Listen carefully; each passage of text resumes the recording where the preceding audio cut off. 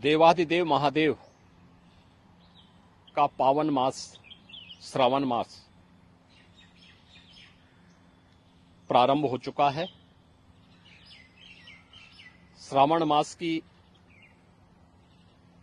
कावड़ यात्रा जग विख्यात है।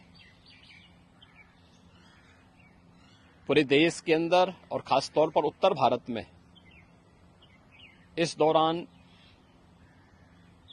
शिव भक्त महादेव के अनुष्ठान में लीन होकर के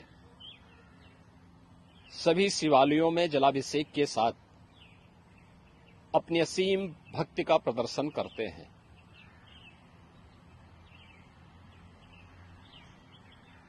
केंद्र और राज्य शासन ने मिलकर के श्रद्धालु जनों की सुरक्षा, उनकी सुविधा, उनकी सुगम और सुरक्षित यात्रा के लिए अनेक प्रबंध किए हैं। कहीं कोई दिक्कत न हो, कहीं कोई अव्यवस्था न फैले, कोई भी उनकी आस्था के साथ खिलवाड़ न करने पाए, इन सब बातों का ध्यान में रख करके प्रयास प्रारंभ किए गए हैं। लेकिन हमें इस बात जरूर ध्यान में रखना होगा, मैं सभी श्रद्धालु जनों से इस बारे में विनम्र अनुरोध करूंगा। हम लोग भी शिव भक्त हैं, महादेव की असीम कृपा हम लोगों पे बनी रही है और निरंतर हम महादेव से यही प्रार्थना करते हैं कि उनकी कृपा सदैव बनी रहे। कोई भी पर्व और त्योहार, कोई भी साधना बिना आत्मानुशासन के पूरी नहीं होती है। सुगम और सुरक्षित यात्रा के लिए हमें न केवल अंतःकरण से बल्कि बाहरी रूप से भी उस पूरी प्रक्रिया के साथ लीन होना पड़ेगा। शिवो भूत्वा शिवम यजेत।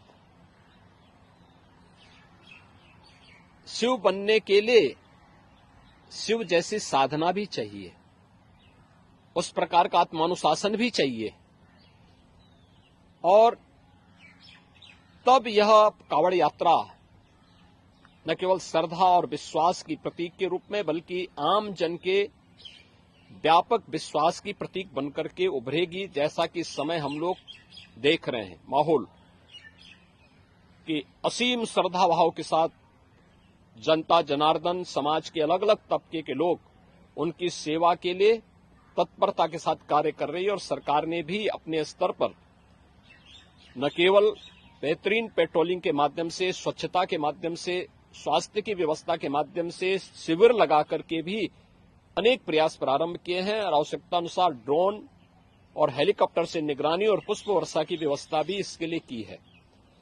मैं सभी शिव भक्तों से अपील करूंगा कि देवादेव महादेव की ये कृपा हम पर बनी रहे।